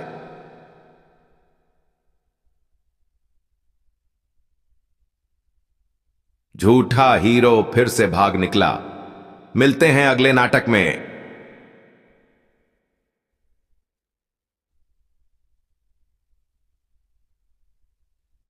नसरुद्दीन का गधा बना जासूस। जब जानवरों ने अदालत में गवाही दी। मुल्ला नसरुद्दीन अपने गधे हबीब के साथ शहर से भाग चुके थे, लेकिन कोतवाल और सिपाही चैन से बैठने वालों में नहीं थे। पूरा शहर अब दो भागों में बांट चुका था। एक तरफ वो लोग जो मुल्ला की समझदारी के घायल थे, और दूसरी तरफ वो जो उसे न्याय व्यवस्था का अपमान करने वाला कह रहे थे। नगर प्रमुख ने सभा बुलाई। न्यायाधीश ने चिंता जताई, अगर हर गवाह झूठ बोलेगा तो सच्चाई कैसे निकलेगी। सुलेमान ने मौका देख कहा, हुजूर, अब यह मुल्ला पूरे शहर का मजाक बना रहा है, उसे सबक सिखाना होगा। तब न्यायाधीश बोले, इस बार हम खुद नहीं उसका गधा पकड़ेंगे, वही उसका सबसे बड़ा साथी है और मुल्ला उससे बहुत प्यार करता है। 5 सिपाही हबीब को ढूंढने निकल पड़े, लेकिन हबीब कोई मामूली गधा नहीं था। उसके और मुल्ला के बीच ऐसी समझदारी थी कि आंखों ही आंखों में बात हो जाती। हबीब शहर से बाहर एक सुनसान बगीचे में पेड़ के नीचे बैठा था, शांत लेकिन सतर्क। जैसे ही सिपाही आए, हबीब ने नजरें घुमाई, चारों ओर देखा, फिर एकदम से भागा। लेकिन एक चालाक सिपाही ने पेड़ के पीछे से रस्सी फेंकी और उसे पकड़ लिया। अगली सुबह चौक में तमाशा हुआ, मुल्ला का गधा हथकड़ी में। न्यायाधीश ने घोषणा की, आज इस गधे से सच निकलवाया जाएगा। लोग हंसी में डूब गए, लेकिन कोतवाल गंभीर था। उसने एक चाल चली। उसने गधे के सामने 2 बक्से रखवाए, एक पर लिखा था सच, दूसरे पर झूठ। फिर बोला, अगर यह गधा सच के बक्से की ओर गया तो मान लेंगे कि मुल्ला झूठ बोलता है, और अगर झूठ की ओर गया तो समझेंगे कि मुल्ला ही सच्चा है। हबीब को छोड़ा गया, गधा चलने लगा, सबकी सांसें थमी, और फिर वो तीसरे रास्ते पर मुड़ गया जो कि सीधे मंच के नीचे से गुजरता था। लोग हंस हंस कर लौटपोट। जज गुस्से से बोले, ये तो न्याय का अपमान है। तभी भीड़ में से आवाज आई, न्याय का अपमान तो तब होता है जब बिना जांच के गवाह पर सजा दे दी जाए। सबने मुड़कर देखा, मुल्ला नसरुद्दीन, वही पुराना कुर्ता, वही तीखी आंखें और वही हंसी। सिपाही दौड़े, पर मुल्ला मंच पर चढ़ गए और बोले, रुकिए, आज मैं भागने नहीं आया। आज मैं साबित करने आया हूं कि सच्चाई को समझना इतना आसान नहीं जितना आप सोचते हैं। जज चिल्लाए, तुमने अदालत को ठगा है। नहीं, अदालत ने खुद को ठगा है। जब मैंने झूठ बोला तब आपने माना, जब मैंने सच बोला तब भी आपने माना। तो दोषी कौन, मैं या आपका सिस्टम? जज बौखलाए, तो अब क्या तुम जानवरों से गवाही दिलवाओगे? जी हां, मुल्ला बोले, आज मैं जानवरों को अदालत में पेश करूंगा। लोग फिर हंसे, लेकिन मुल्ला ने मंच से पुकारा, बकरी रज्जो, आगे आओ। पीछे से एक बकरी आगे आई, गले में तख्ती लटकी थी। मैं गवाही देने आई हूं। फिर आया कुत्ता शेरू, फिर ऊंट रईस और फिर हबीब। मुल्ला बोले, इन जानवरों ने इंसानों से ज्यादा समझदारी दिखाई है। ये चोरी नहीं करते, झूठ नहीं बोलते और कभी किसी को बिना कारण दोषी नहीं ठहराते, लेकिन हम इंसान अपनी सहूलियत के हिसाब से न्याय तोलते हैं। सन्नाटा। मुल्ला ने एक पत्र निकाला। यह रहा सुलेमान की दुकान के नौकर की चिट्ठी। उसने कबूल किया है कि कटोरी उसने खुद गिराई और डर के मारे चुप रहा। सुलेमान कांपने लगा। जज ने पत्र पढ़ा और घोषणा की, अफजल निर्दोष है, सुलेमान को जुर्माना भरना होगा। मुल्ला ने हंसते हुए कहा, और गवाह का क्या हुआ हुजूर? जज मुस्कुराए, वो तो अब न्याय का शिक्षक बन चुका है। मुल्ला नसरुद्दीन ने गधे की पीठ थपथपाई और कहा, आज इंसानों ने जानवरों से सीखा है कि सच चिल्लाकर नहीं, समझाकर बोला जाता है। पूरा शहर तालियों से गूंज उठा। सच और झूठ के बीच का फर्क गवाही से नहीं, समझदारी से तय होता है। कभी कभी सबसे चुप रहने वाला ही सबसे बड़ा गवाह होता है। अगली कहानी। मुल्ला की जुबान से निकला सच और लोग हुए बेहाल। शहर में एक अफवाह तेजी से फैल रही थी, मुल्ला नसरुद्दीन अब सिर्फ सच बोलेगा। पहले तो लोगों ने हंसी में टाल दिया, लेकिन जब मुल्ला ने खुद चौक पर खड़े होकर ऐलान किया तो हर जुबान पर एक ही सवाल था, ये अब क्या नया तमाशा है? मुल्ला ने माइक, जो उसने किराए पर लिया था और जिसे हाथ से पकड़ने की एक्टिंग कर रहा था क्योंकि असल में शहर में माइक था ही नहीं, में बोला, सुनो सुनो, आज से मैं सिर्फ सच बोलूंगा। जो मन में है वही मुंह से निकलेगा। कोई लाग लपेट नहीं, कोई छुपाव नहीं। चाहे राजा हो या रंक, सच से नहीं बच सकेगा। लोगों की भीड़ लग गई। हर कोई सोच रहा था कि अब क्या होने वाला है। खास तौर पर वो लोग जो मुल्ला से कुछ छिपा कर रखते थे या जिनकी पोल खुलने का डर था। सब परेशान। सबसे पहले पहुंचे हकीम साहब, शहर के सबसे मशहूर और घमंडी वैद्य। मुल्ला, बताओ तो सही, मेरे इलाज कैसे लगते हैं लोगों को? मुल्ला ने दाढ़ी खुजाई, आंखें मटकाईं और कहा, अगर तेरा इलाज सचमुच काम करता तो तू खुद अब तक जवान हो गया होता। तू तो वो डॉक्टर है जो सिरदर्द में भी पेट पर पट्टी बांध देता है। हकीम का चेहरा तमतमा गया, लेकिन भीड़ जोर जोर से हंसने लगी। अब आई नवाब साहब की बेगम, जिनका सौंदर्य खुदा की नेमत से ज्यादा बाजार की क्रीम पाउडर की मेहरबानी था। मुल्ला, ये तो बताओ, क्या मैं अब भी पहले जैसी हसीन लगती हूं? मुल्ला ने बिना पलक झपकाए जवाब दिया, अगर आईने में झांकती हो तो जरूर लगती होगी, वरना बाकी लोगों के लिए तो तुम हुस्न से ज्यादा होंठ की लिपस्टिक का डिब्बा लगती हो। बेगम का पारा चढ़ा, लेकिन फिर उन्होंने नकली मुस्कान ओढ़ ली। तुम्हारी जुबान भी मजाक करना जानती है। नहीं बेगम साहिबा, अब मजाक नहीं, सिर्फ सच, मुल्ला ने जवाब दिया। शहर में गजब मच गया। अब कोई मुल्ला से मिलने से डरने लगा था। सब सोचते, अगर उसने मेरे बारे में भी कुछ बोल दिया तो। इसी बीच एक बड़ी समस्या शहर में खड़ी हो गई। नगर प्रमुख का बेटा तैमूर, जो अक्सर अनपढ़ी और घमंडी बातें करता था, एक सार्वजनिक मंच पर मुल्ला के सामने खड़ा हो गया। उसने कहा, मुल्ला, अगर तू इतना सच्चा है तो बता, मैं राजा बनने लायक हूं या नहीं? मुल्ला ने पलटकर देखा, फिर बोला, अगर गधा खुद को घोड़ा समझे तो क्या उसे जीन बांध दी जाए?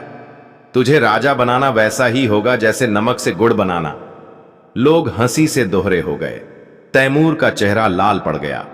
नगर प्रमुख ने इसे अपनी तौहीन समझा और अगले ही दिन सभा बुलाई गई। मुल्ला की जुबान पर लगाम लगानी होगी।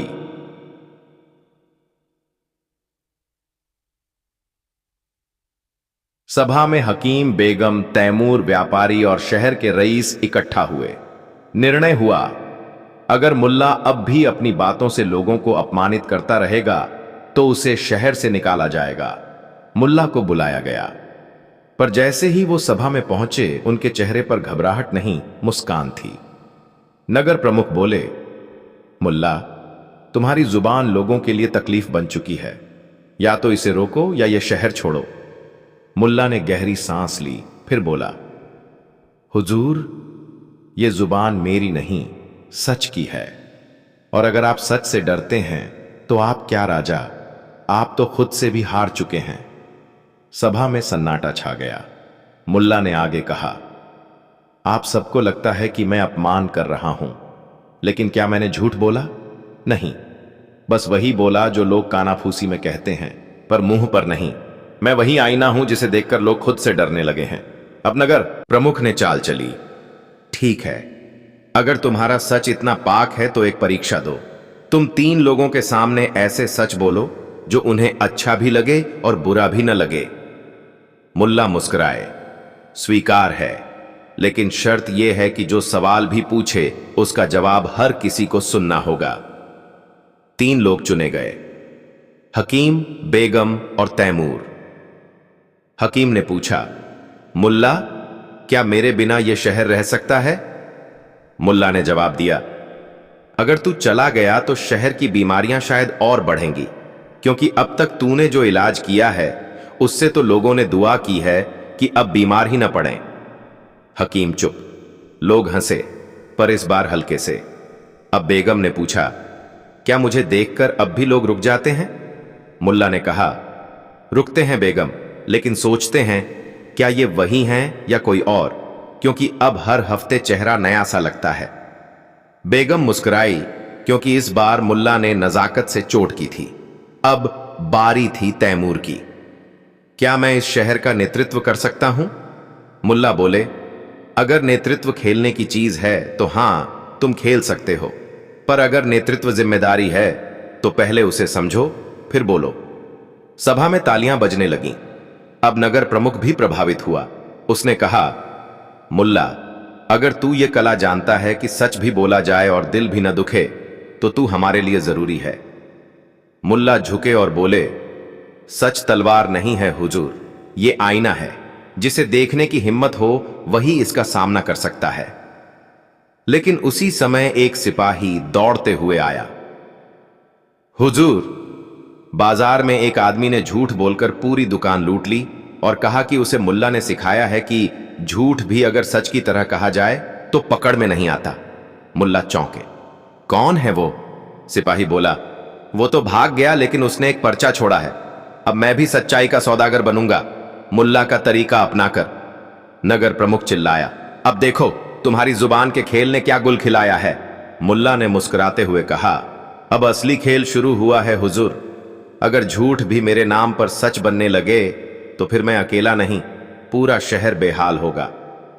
जब मुल्ला का नाम लेकर चोर बने संत और शहर को बचाने पड़ा चालाकी से सच शामरिय पाका पादिकार जाबा, बाजार के बीचों बीच सन्नाटा था। लोग दबी दबी आवाज में बात कर रहे थे। कहते हैं उस चोर ने सारा सोना लेकर कहा, मुल्ला की तरह बोलो, किसी को शक भी नहीं होगा। कोतवाल की नजरें घूम रही थीं। नगर प्रमुख का चेहरा गुस्से से तमतमा रहा था। सारा दोष एक बार फिर उसी पर डाला जा रहा था, मुल्ला नसरुद्दीन पर। मुल्ला चुपचाप चौक में बैठे थे। उनके सामने की चाय ठंडी हो चुकी थी। उनके गधे हबीब ने भी शायद हवा का रुख भांप लिया था। तभी वह पास खड़े दो सिपाहियों को देख बार बार मुंडी घुमा रहा था। नगर प्रमुख ने बैठक बुलाई। उसने ऐलान किया, अब शहर में कोई भी झूठ अगर मुल्ला शैली में बोला जाएगा तो उसकी जवाबदेही खुद मुल्ला पर होगी, और अगर अगले 7 दिनों में यह चोर नहीं पकड़ा गया तो मुल्ला को शहर छोड़ना होगा। मुल्ला मुस्कुराए, बोले, हुजूर, चोर को पकड़ना मेरा काम नहीं, लेकिन चोर को ढूंढने का तरीका मेरा होगा। और अगर वो चोर वाकई मेरी शैली में बोला है तो उसके झूठ में भी एक सच्चा सुराग छुपा होगा। लोग चौंके। झूठ में सुराग? हां, मुल्ला बोले, हर झूठ जब बेशर्मी से बोला जाए तो उसमें सच्चाई से बड़ी कोई बात छुपी होती है। अगले दिन सुबह सुबह मुल्ला एक नया पर्चा बांटने लगे। सच का प्रशिक्षण शिविर। अब झूठ मत बोलो, मुल्ला से सीखो सच्चाई को झूठ की तरह बोलना।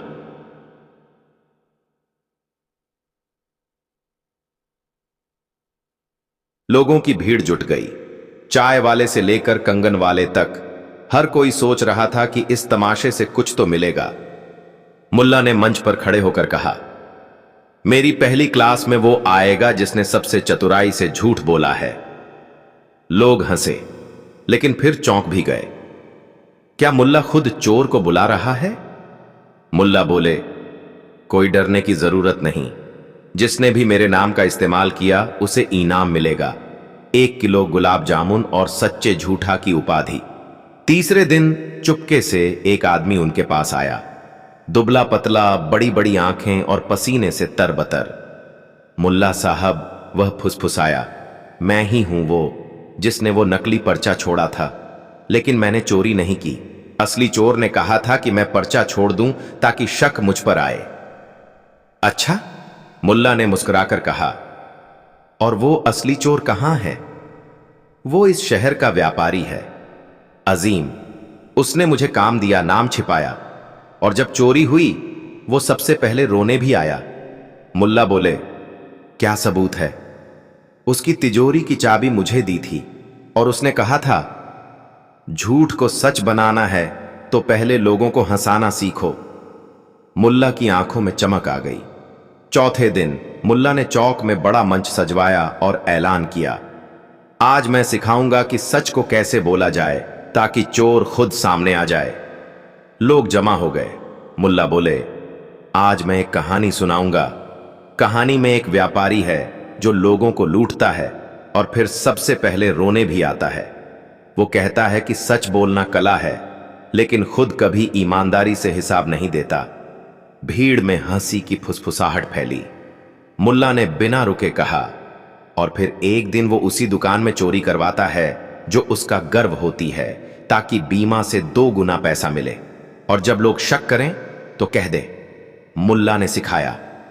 अब भीड़ में हलचल हुई। अजीम की आंखें चौड़ी हो गईं। मुल्ला ने फिर चिल्लाकर कहा, अब मैं पूछता हूं, क्या वो व्यापारी यहां है? क्या वो सामने आकर सच बोलेगा? सन्नाटा। फिर एक धीमा सा कदम उठा। अजीम मंच के करीब आया, हाथ जोड़े, चेहरे पर पसीना और शर्म दोनों। माफ करना मुल्ला, मैं डर गया था कि मेरा सच मुझे ही डुबा देगा। मुल्ला ने कहा, तू डूबा नहीं, बच गया, क्योंकि सच देर से सही सामने आया। नगर प्रमुख ने खुद मामले की पुष्टि की। चोरी की योजना और बीमा का फर्जीवाड़ा सब सामने आ गया। अजीम को जुर्माने और कुछ महीने की सजा हुई। मुल्ला से माफी मांगी गई और चौक में फिर से उन्हें सम्मानित किया गया। हकीम साहब ने मंच से कहा, हमने सोचा था तुम्हारी जुबान शहर को बांट देगी, लेकिन असल में उस जुबान ने शहर को सच बोलना सिखा दिया। मुल्ला मुस्कुराए। सच बोलना मुश्किल नहीं, बस उसे कहने का ढंग आना चाहिए, क्योंकि सीधे सच अक्सर कड़वा लगता है और मीठा झूठ जल्दी पच जाता है। लोगों ने तालियों से मंच को गूंजा दिया। हबीब ने ढेंचू की एक लंबी आवाज में जैसे कहानी की मुहर लगा दी। सच और झूठ का फर्क बोलने वाले की नीयत और श्रोता की समझ पर निर्भर करता है। जुबान तलवार नहीं, आईना है, और जिस दिन आईना बोलने लगे, लोग अपने ही चेहरे से डरने लगते हैं।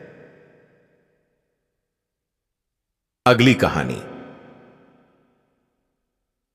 जिसे सब बेवकूफ समझते थे, उसी ने सबसे बड़ा सबक सिखाया। शहर के बीचों बीच फव्वारे वाले चौक पर अगर कोई सबसे ज्यादा हंसी का पात्र बना था तो वो था मुल्ला नसरुद्दीन। लोग कहते उसका दिमाग अजीब चलता है, उल्टी दिशा में। दूसरे कहते उसकी बातें सुनी जाएं तो लगे जैसे खुदा भी हंसी रोक नहीं पाए। और कुछ कंजूस व्यापारी तो साफ कहते वो बस बेवकूफ है, समय बर्बाद करने वाला। लेकिन हर बार जब लोग हंसते थे तो मुल्ला की आंखों में एक ऐसी चमक होती जो साफ बताती थी, वो सब समझता है पर जाहिर नहीं करता। कहानी की शुरुआत एक धमाकेदार ऐलान से होती है।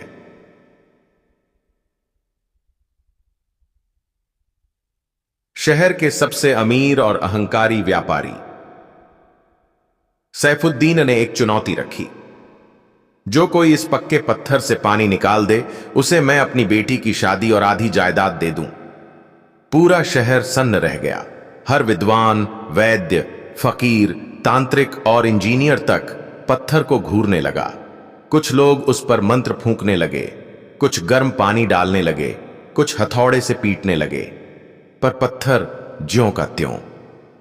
3 दिन बीत गए और फिर मंच पर आया मुल्ला नसरुद्दीन। लोगों ने ठहाका मारा, लो भाई, अब ये भी आया अपनी मूर्खता दिखाने। मुल्ला ने चुपचाप उस पत्थर को देखा, फिर बोला, मैं पानी निकाल सकता हूं, लेकिन एक शर्त है।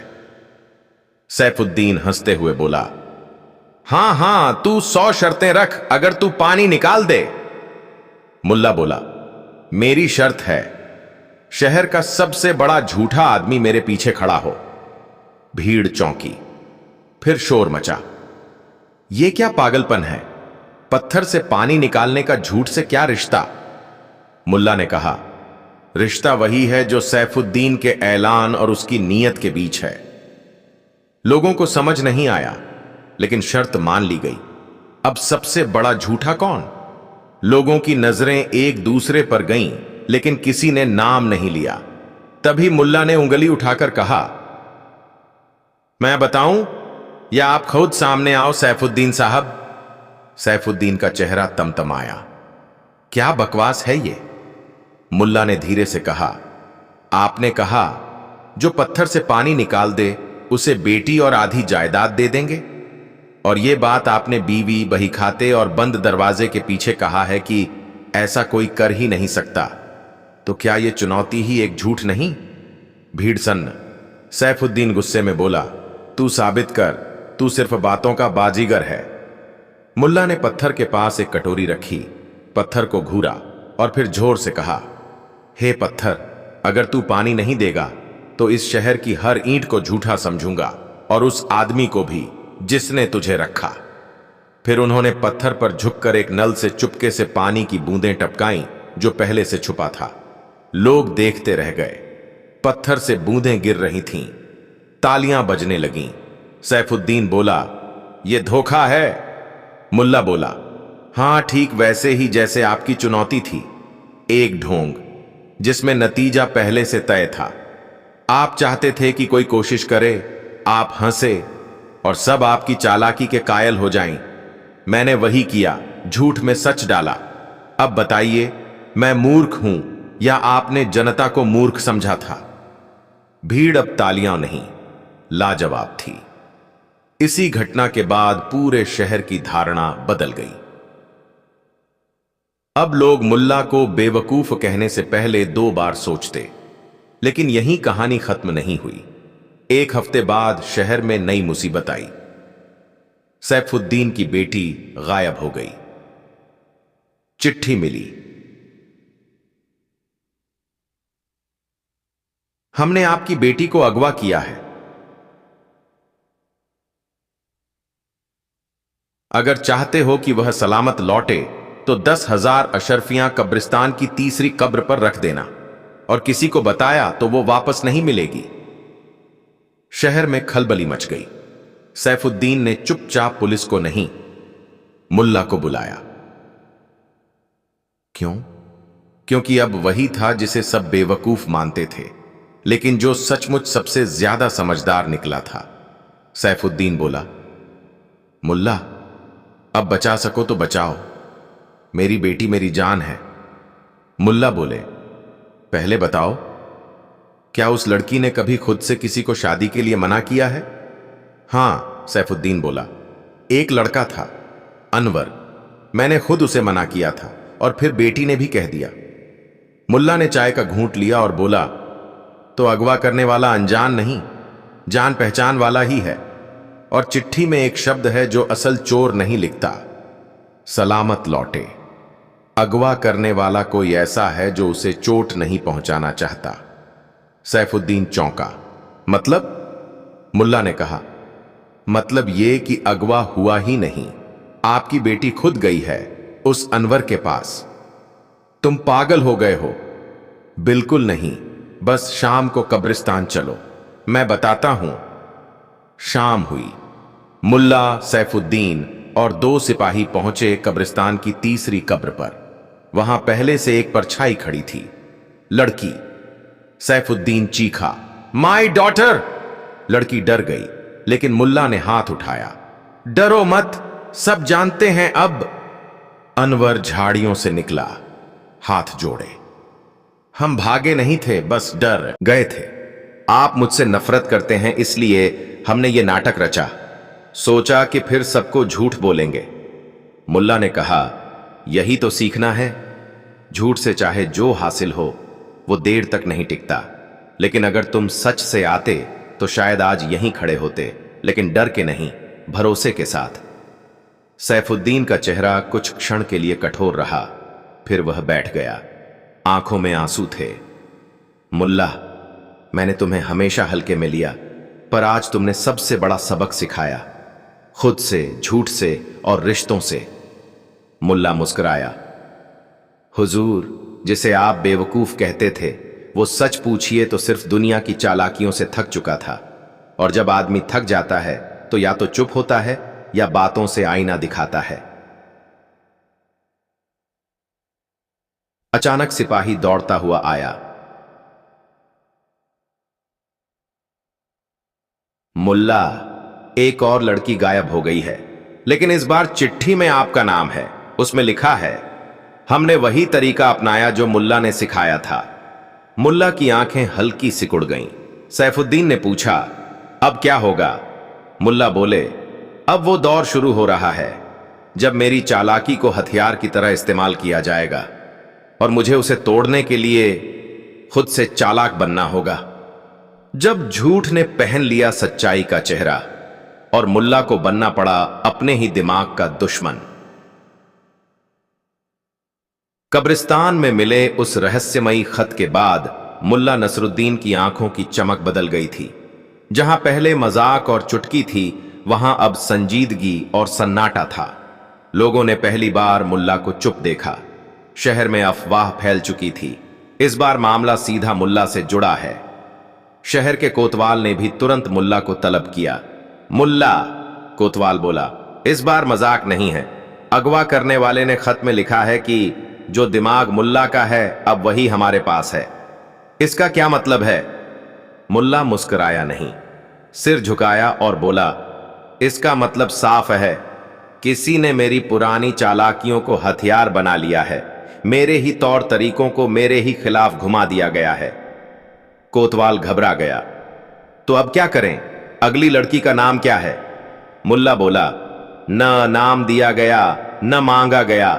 इस बार कुछ नहीं चाहिए, यह सिर्फ खेल है, खेल मेरे खिलाफ। शहर में दहशत फैल चुकी थी। हर मां बाप अपनी बेटियों को घर से बाहर नहीं जाने दे रहे थे और दूसरी ओर मुल्ला चुपचाप अपनी एक पुरानी किताब खोल रहा था। वो किताब जिसमें वो हर योजना, चालाकी, तिकड़म और बहाना लिखता था जो उसने जिंदगी में कभी इस्तेमाल किए थे। पन्ने पलटे, कहीं लिखा था, अगर भीड़ को गुमराह करना हो तो सच का आवरण झूठ को पहना दो। कहीं और लिखा था, अगर किसी को डराना हो तो उसकी प्रतिष्ठा को निशाना बनाओ, न कि उसके शरीर को।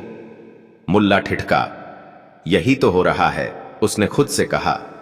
मेरी प्रतिष्ठा को निशाना बनाया जा रहा है। अगली सुबह पूरे शहर में मुल्ला के नाम एक दूसरा खत बंटा हुआ मिला। तू अपने को चतुर समझता था ना? अब देख, जब लोग तुझे खुद गुनहगार समझने लगेंगे। अगली लड़की अगर नहीं मिली तो तेरी बेगुनाही भी खो जाएगी। बौखला गए। कुछ बुजुर्गों ने मिलकर सभा बुलाई। उनमें से एक बोला, हमेशा हम हंसते थे मुल्ला पर आज डर लग रहा है कि कहीं वो वाकई इस सब के पीछे ना हो। दूसरा बोला, मुल्ला तो कभी इतना गंभीर नहीं रहा, यह सब उसी का दिमाग है, अब अपने ही जाल में फंस गया लगता है। तीसरा, जो व्यापारी था, बोला, मैं तो पहले ही कहता था यह आदमी खतरनाक है, मजाक की आड़ में बहुत कुछ देखता सुनता था। उधर मुल्ला ने अपने पुराने चेलों को बुलाया, 3 शागिर्द जो कभी उसके तमाशों में बाजीगरी किया करते थे। इस बार तमाशा असली है, मुल्ला बोला, हमने हमेशा हंसाया है, अब वो तमाशबीन हमें गिरते देखना चाहते हैं, लेकिन हम ऐसा होने नहीं देंगे। उसने योजना बनाई, शहर में हर कोने पर अपने चेलों को तैनात किया, लेकिन हथियार लेकर नहीं, बल्कि अभौमा की डालिए कहानियां लेकर।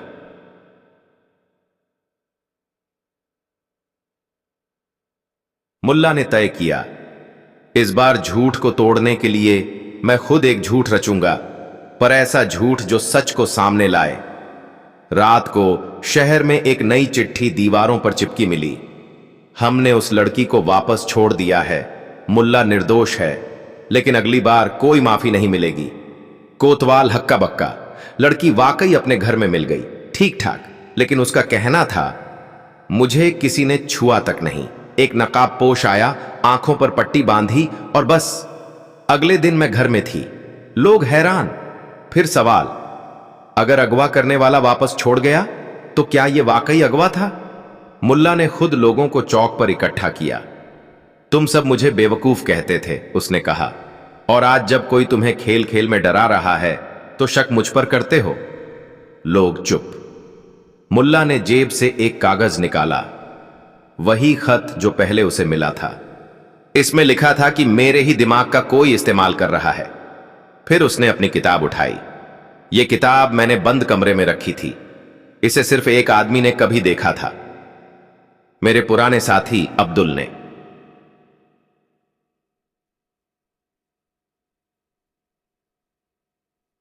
लोगों में खलबली मच गई। अब्दुल?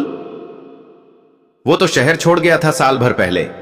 नहीं, मुल्ला बोला, वो नहीं गया था, वो यही था, नकाब में परछाई बनकर मेरे ही तिकड़म को मेरे खिलाफ इस्तेमाल करता रहा, क्योंकि मैं ही वो था जिसने उसे बेइज्जती में चौक पर सरेआम हंसी का पात्र बनाया था। एक बार अब्दुल को ढूंढ निकाला गया। वो भेष बदलकर एक मदरसे में मौलवी बन गया था। जब उसे पकड़ा गया, उसने कबूल किया, हां मैंने किया। मैं देखना चाहता था कि एक झूठ अगर सच्चाई जैसा लगे तो लोग कैसे पागल हो जाते हैं। लोगों ने उसे कोसा, कुछ ने माफी मांगी मुल्ला से। मुल्ला फिर चौक पर खड़ा हुआ, वही जहां लोग पहले उसे बेवकूफ समझते थे। सच को झूठ बनाने के लिए सिर्फ एक शक्ल चाहिए होता है, और झूठ को सच बनाने के लिए बस एक डर। लेकिन अगर दोनों से ऊपर कुछ होता है तो वो है समझ, और वही मेरी सबसे बड़ी पूंजी है। भीड़ में सन्नाटा था, कोई अब हंस नहीं रहा था, सब सोच रहे थे।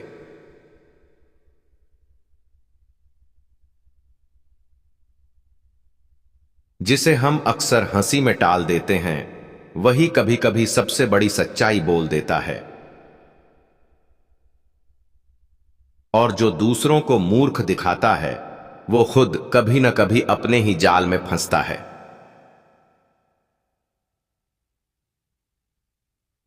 अगली कहानी। जिस दुकान पर कोई नहीं जाता था, वहीं से चला शहर का सबसे बड़ा हंगामा। शहर के एक किनारे पर थी एक पुरानी जर्जर सी दुकान, धूल से ढकी, मकड़ियों के जाले से सजी, और इतनी चुपचाप कि राह चलते लोग समझते ये कभी की बंद हो चुकी होगी। लेकिन दरवाजा हर सुबह खुलता था, और अंदर बैठा होता था एक जाना पहचाना चेहरा, मुल्ला नसरुद्दीन। अरे मुल्ला, ये क्या मजाक है, तुमने दुकान खोल ली? दुकान नहीं, दिखावा है, मुल्ला जवाब देता। असल चीज तो अंदर है। लोग हंसते हुए निकल जाते। इसकी बातें ही दुकान से ज्यादा बिकती हैं। दरअसल दुकान का नाम था बेवकूफों के लिए सलाह, और नीचे लिखा था, हर सवाल का जवाब है, लेकिन जवाब ऐसा होगा कि तुम्हें खुद पर शक हो जाएगा। किसी की हिम्मत नहीं होती अंदर जाने की। एक दिन एक आदमी आया, नाम था सईद। नई नई नौकरी मिली थी, बैंक में क्लर्क था। हर किसी से सलाह लेता था, लेकिन संतुष्ट नहीं होता। अरे भाई, तू मुल्ला की दुकान क्यों नहीं चला जाता? उसके दोस्त ने ताना मारा। सईद ने कहा, ठीक है, देखता हूं क्या बकता है वो। अगर कोई काम की बात बोली तो मान जाऊंगा। वो गया। अंदर घुसते ही अजीब सा माहौल, दीवार पर लिखे अजीब वाक्य, अगर जवाब मिल जाए तो सवाल मत दोहराना। यहां बहस नहीं होती, बस बातें होती हैं जो दिमाग को उलझा देती हैं। मुल्ला पीतल के ग्लास में चाय पी रहा था। बोले, कहो क्लर्क साहब, कागज के पीछे दौड़ने वाले, क्या चाहिए? सईद हक्का बक्का, मुझे कैसे पता चला तुम्हें कि मैं बैंक में हूं? जिसके माथे पर चिंता की लकीर हो और जेब में मुंह फुला हो, वो या तो प्रेमी होता है या बैंक क्लर्क। सईद मुस्कुराया, बोला, मैं सोचता हूं कि क्या मैं सही कर रहा हूं अपनी जिंदगी के साथ, कोई मकसद समझ नहीं आता। मुल्ला बोला, क्या कभी किसी तीर ने सोचा है कि उसकी मंजिल क्या है? नहीं, वो बस चलता है और कोई ना कोई उसे निशाना बना ही देता है। सईद गहरी सोच में डूबा। इसी तरह हर दिन कोई ना कोई आता, कोई पत्नी से परेशान, कोई दुकान से, कोई जिंदगी से। मुल्ला हर किसी को उलझा देता अपने जवाबों से, और लोग बाहर निकलते तो कुछ नहीं समझ आता, लेकिन चेहरा हल्का होता। धीरे धीरे दुकान की ख्याति फैल गई। वो दुकान नहीं, मानसिक अस्पताल है, लेकिन बिना दवा के इलाज करता है। इसी बीच शहर में आया एक नया दरोगा, नाम था फजल अहमद। उसे यह दुकान खटकने लगी। क्या है ये जगह? न कोई खरीद फरोख्त, न रसीद, फिर भी भीड़। एक दिन भेष बदलकर खुद पहुंचा। सलाम मुल्ला साहब, मैं एक व्यापारी हूं, जिंदगी उलझ गई है, सलाह चाहिए। मुल्ला मुस्कुराया, तुम व्यापारी नहीं लगते, बल्कि कोई ऐसा लगते हो जो रोज झूठ बोलने की ट्रेनिंग लेता हो। सरकारी मुलाजिम। दरोगा चौंका। अगर तुम वाकई उलझे हो तो पहले यह बताओ कि किसके लिए उलझे हो, खुद के लिए या दूसरों को उलझाने के लिए। अब दरोगा को गुस्सा आया। बोला, मुल्ला, मैं असली दरोगा हूं और मैं ये जांचने आया हूं कि यह दुकान असल में चलती कैसे है। मुल्ला बोला, दुकान तो दिमाग से चलती है, लेकिन तुम उसे हथकड़ी से नापना चाहते हो। दरोगा ने दुकान बंद कराने की धमकी दी। तुमने व्यापार का कोई लाइसेंस नहीं लिया है, न कोई बिक्री हो रही है, न टैक्स जमा हो